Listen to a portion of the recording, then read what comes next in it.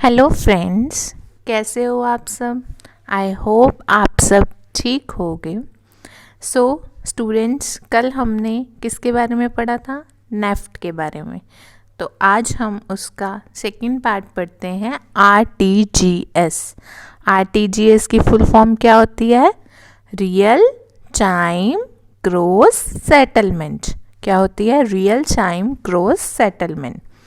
तो इस real time gross settlement RTGS को सबसे फास्टेस्ट मोड ऑफ ट्रांसफ़र बोला जाता है। इसको सबसे फास्टेस्ट क्यों बोला जाता है? क्योंकि इसमें सबसे बड़ी बड़ी ट्रांजैक्शंस ही होती हैं, छोटी ट्रांजैक्शंस इसमें नहीं होती।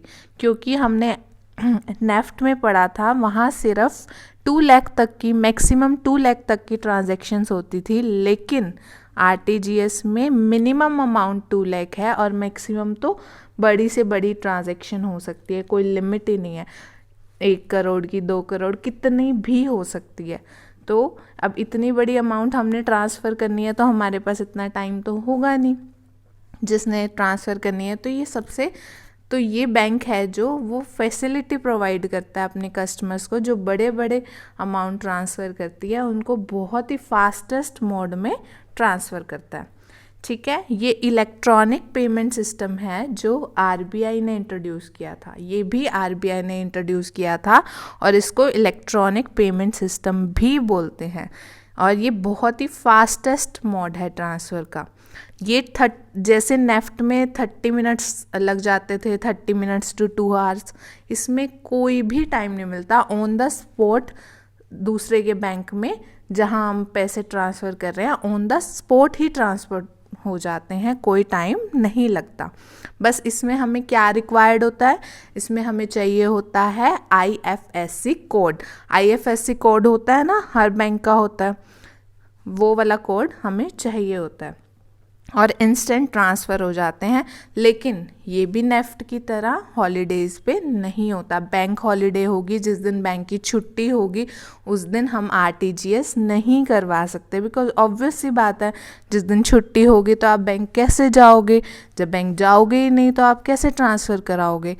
इसीलिए ये भी बैंक हॉलीडेज़ पे नहीं होता।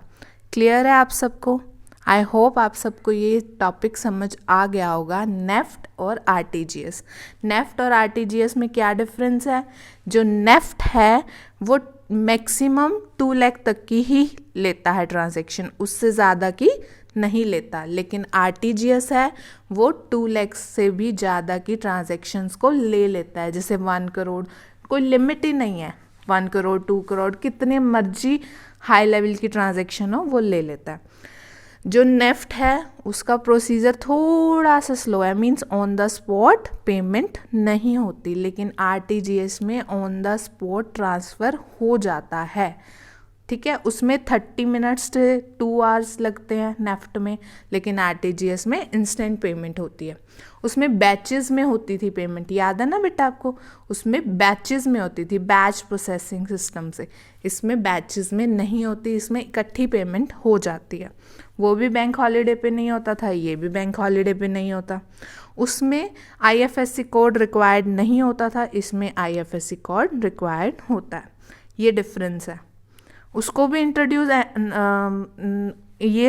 इसमें सिमिलैरिटीज़ है। उसमें नेफ्ट में भी इंट्रोड्यूस किसने किया था? आरबीआई ने। और आरटीजीएस को भी इंट्रोड्यूस किसने किया? आरबीआई ने। क्लियर है? आई होप आप सबको ये टॉपिक अच्छे से समझ आ गया होगा, नेफ्ट और आरटीजीएस। जब हमने छोटा अमाउंट ट्रांसफ़र करना हो तो हम क्या करवाएंगे? नेफ्ट। और अगर हमने बड़ा अमाउंट ट्रांसफ़र करना हो तो हम क्या करवाएंगे? आरटीजीएस। ओके बच्चा, क्लियर है? आई होप आप सबको समझ आ गया होगा। Thank you. प्लीज़ मेरे चैनल को सब्सक्राइब करें एंड वीडियो को लाइक करना ना भूलें, प्लीज़।